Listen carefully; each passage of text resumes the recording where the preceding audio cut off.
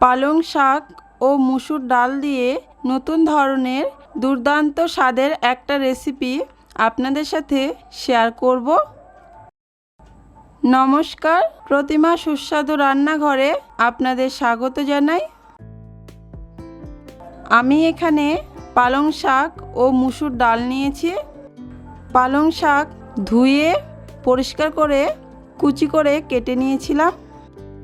এরপর শাকে লবণ দিয়েছি, দিয়ে মিশিয়ে নিয়েছিলাম। মিশিয়ে কিছুক্ষণ রেখে দিয়েছিলাম। রেখে দেওয়ার পর অনেকটা জল বেরিয়ে গেছে শাকের থেকে। দেখুন বন্ধুরা, রেখে দিব।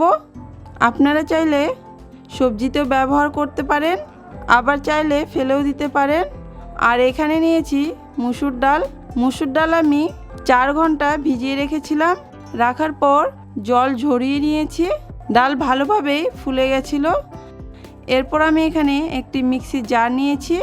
মিক্সির বাটিতে আমি মুসুর ডাল দিয়ে দিচ্ছি। এরপর আমি মিক্সিতে বেটে নেব।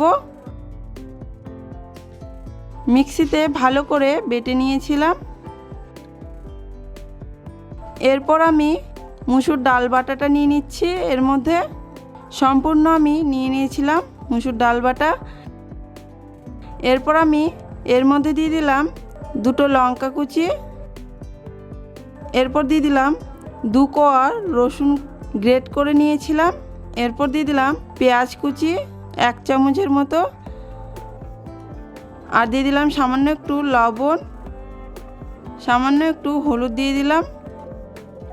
দেওয়ার পর ভালো করে মিশিয়ে নিয়েছিলাম। ভালো করে সমস্ত কিছু মিশিয়ে নিয়েছিলাম। আর এখানে আমি একটা আলু এইভাবে লম্বা করে কেটে নিয়েছিলাম। গ্যাসে কড়াই বসিয়ে দিয়েছি। কড়াইতে দিয়ে দিচ্ছি তেল। তেল গরম করে নিয়েছিলাম। একটা একটা করে এইভাবে দিয়ে দিলাম বড়ার আকারে।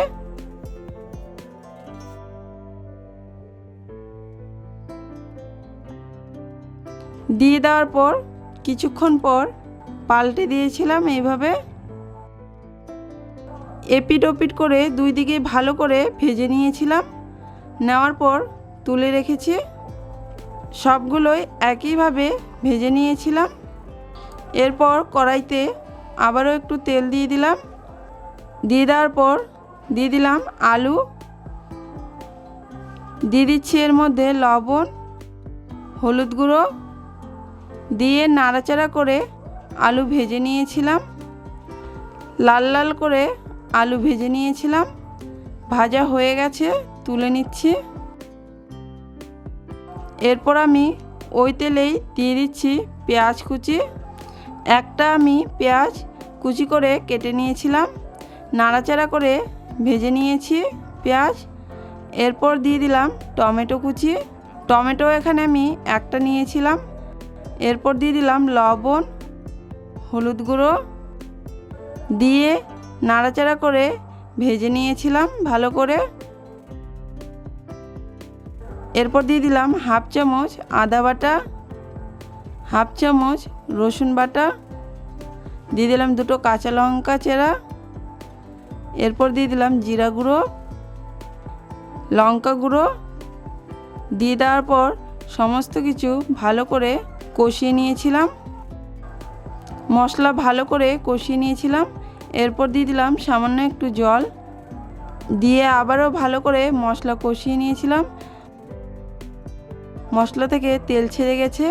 এই সময় দিয়ে দিয়েছিলাম আলু। দিয়ে দেওয়ার পর আবারও নাড়াচাড়া করে কষিয়ে নিয়েছিলাম কিছুক্ষণ। এরপর দিয়ে দিলাম জল। এখানে আমি 1.5 বাটির মতো জল দিয়ে দিলাম। দিয়ে দেওয়ার পর নাড়াচাড়া করে ভালো করে মিশিয়ে নিয়েছিলাম। জল দিয়ে দেওয়ার পর কিছুক্ষণ ফুটিয়ে নিয়েছিলাম। এরপর আমি ভেজে রাখা বড়াগুলো দিয়ে দিলাম। কিছুটা বড়া আমি রেখে দিয়েছিলাম। বন্ধুরা, ডাল দিয়ে খেতেও গরম গরম ভাতের সাথে খুব ভালো লাগে এই রকম বড়া ভেজে। বড়াগুলো দিয়ে দেওয়ার পর ঢাকনা দিয়ে ঢেকে রেখেছিলাম কিছুক্ষণ। কিছুক্ষণ ঢাকনা দিয়ে ঢেকে রান্না করে নিয়েছিলাম। এরপর ঢাকনা তুলে দেখে নিচ্ছি। ঢাকনা তুলে নেওয়ার পর আবারও কিছুক্ষণ রান্না করে নিয়েছিলাম। জলটা শুকিয়ে গেছে। বন্ধুরা, এটা তৈরি হয়ে গেছে, নামিয়ে নেব। এরপর গরম গরম ভাতের সাথে এইভাবে পরিবেশন করতে পারেন, খেতে খুব ভালো লাগে। অবশ্যই একবার বাড়িতে বানিয়ে খেয়ে দেখবেন, আর কেমন লাগলো জানাবেন। আজকের রেসিপি ভালো লাগলে লাইক, শেয়ার, কমেন্ট করতে ভুলবেন না। আর আপনি আমার চ্যানেলটিতে নতুন সদস্য এসে থাকলে সাবস্ক্রাইব করার অনুরোধ রইল। পাশে থাকা বেল আইকনে ক্লিক করে দেবেন নতুন ভিডিওর নোটিফিকেশন সবার প্রথমে পাওয়ার জন্য।